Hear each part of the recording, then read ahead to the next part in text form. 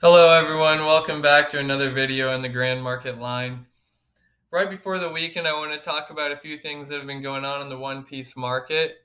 So to kick things off, let's talk about the Paramount War booster box. Yesterday, I was on the web and I was looking at this box and it was about $190. I look at it today and it's sitting at $300 for an unopened box. Now, I can't tell you if that was just a quick buyout and then things are going to be put back onto the market and drive this price down. But I can quickly say that $300 for a booster box is something that I feel is way out of question. That is too much for a booster box. It's just too much. I don't know how you're going to repull your value out of this.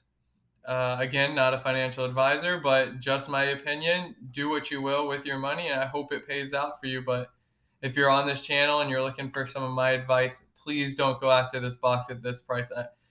Check your local game stores, wherever you're playing the One Piece card game. Please go check it out and see if the vendor there or the store there can't help you place an order and maybe get this box a little cheaper. It's just something I definitely want to kick things off with. Inside of the box, you get one of these Dawn cards, $15.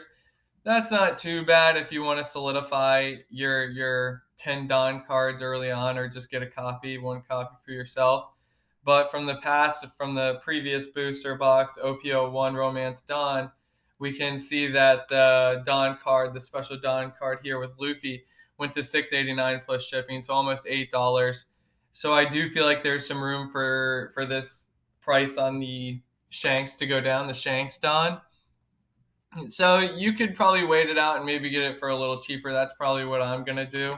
Wait for it to hit something more accurate like this, because even these boxes, the Romance Dawn, like we talked about in the previous video, those boxes aren't cheap by any means either. So definitely something to look out for. Maybe get the Shanks card a little cheaper. Next up, I want to talk about sealed product. We have Starter Deck 1, Straw Hat Crew, the red deck. It's sitting at $55 with shipping right now. This game is just getting expensive. If you want to play, it's going to cost some money, and it's a sad thing. But I think the good news is that you can get some of these at your Walmart and, again, your local game stores. And if you're fortunate enough to, and I know it's hard out there, then you can get some really good value out of buying these boxes at MRSP, because I believe when they first came out, they're sitting around $12. Some stores were selling them for 15. I have a handful of them behind me. I was buying. I knew it was the base set or just the first couple boxes coming out, so I really wanted to make sure I got a handful. Never did I expect it to come this far, but if you invest in these, good. Do I think you should invest in these boxes now? I do. I think they will continue to hold more value in the future. Prices are just going crazy. Again, they can reprint these. It can drive the price down, but anytime you're dealing with a base set, I see value all the way. I think this long term is going to look really nice. Do I think that a reprint could come again and drive these down and you have a slim chance of picking them up cheaper? I do. It wouldn't blow my mind, but next year I don't see it costing any less than this in a year from now. Just my opinion. That goes for all of these. I got all the prices up here. Just a quick glance through all of them. Purple sitting at around 43. Kaido. You have the new structure deck. This is a great topic. Do I think you should invest into the new structure decks at $40? Not a chance. These will definitely hit your local stores such as Walmart, Target, your game stores. You still have a chance to pick these up for $12. People are going to try to resell this as quick as they can get them with a price tag sitting at $40. I definitely think you get this cheaper. Do not buy this like this. No chance for me, at least. Green, Eustace Kid, not same as the rest, $38, maybe a little bit more. Again, if I think they're all great buys. They're all going to go up in value over time, in my opinion.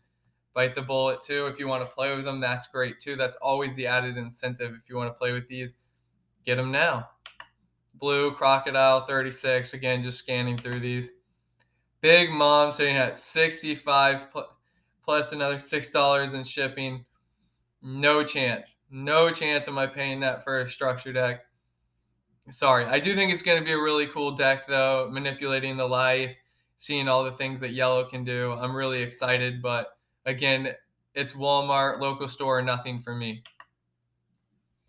That brings me to when's a good time to sell? Well, a good time to sell is different for everyone. If you invested in these cards early and you've gotten this far, you've made a lot of money. Or until you sell, you haven't. But sitting at $225, if you got these, let's say when they were 130 down here, yeah, you've made $100 in your investment. I do think it's a good time to sell. Do I think it can go up? Sure. Do I think it can go down? Sure. But you've made $100. If you are fine with parting ways with these, making cash, do it.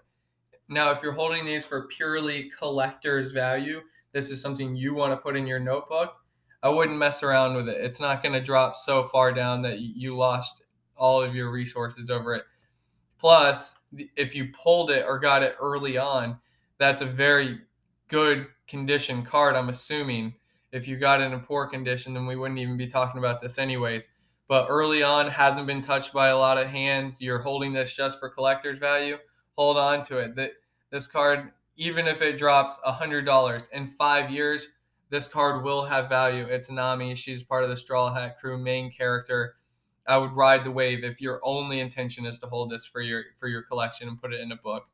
If you're just playing it, sell it, get the common. You've made $100 at worst. Definitely a great time. That's my 2 cents on it. We have Zoro next in the leader category. He's going to get a lot of play in the next one. Similar comments to Nami. If this is for your collection book, you've done it. Put it in your binder. I think he's going to go up over time. He has play in the future meta. You can even hold on to him if it's not for collector value because he's going to hold his value for a little bit of time. He's got definitely more play in him. Other than that, if you got it down here at $46, $80, you have no intention of doing anything other than playing with them for fun, yeah, sell, make your money. That's again the point of these two cards here is when should you sell? When you've made a huge gain on a card and all you want to do is play with it and have fun, it has no sentimental value to you, offload it. Can it go up another $20, $50? Sure, but again, you're playing with risk at that point, risk versus reward. That's something you're going to have to weigh. For me, it's definitely a time to sell for some of these cards. Definitely. Next up, congratulations to Victor Lamb. So we've talked about this in my past two videos, is anytime a deck wins, those cards are going to become a little more value, at least for a short period of time. We know green has play in the future. We've went over this. So I just wanted to touch on a few things here. We have the main card that I keep pointing out.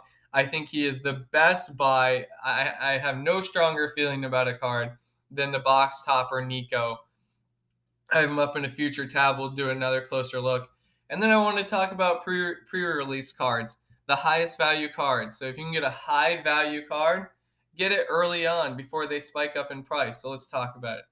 Next up, Nico. He's already went up since my last video, a few dollars. It's nothing that I didn't expect. This is my main man riding forward. I'm watching this card heavy. But then going forward, highest rarity. So it's still just a common. The super pre-release versus the non-super pre-release card, they look almost identical. They're just missing this stamp here, but that stamp is everything. That proves this is the highest rarity. So penny stonk is something I usually consider below $5, but $5.50, I'm looking at killer over here. Super pre-release, green, has play in the future, just won a championship match. I see a bright future for killer. I think pre-release cards in general are going to go up. Get them while you can. Now, if you want a little bit cheaper, you got the 2000 counter Scratchman.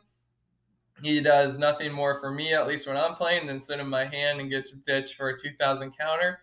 But like we mentioned, he's in the winning deck. He's the highest rarity of the print of him right now. And there's nothing more to say. I think he has a bright future. Thanks for joining me on another Market Watch. Please comment, subscribe, like, and I look forward to seeing you in the future.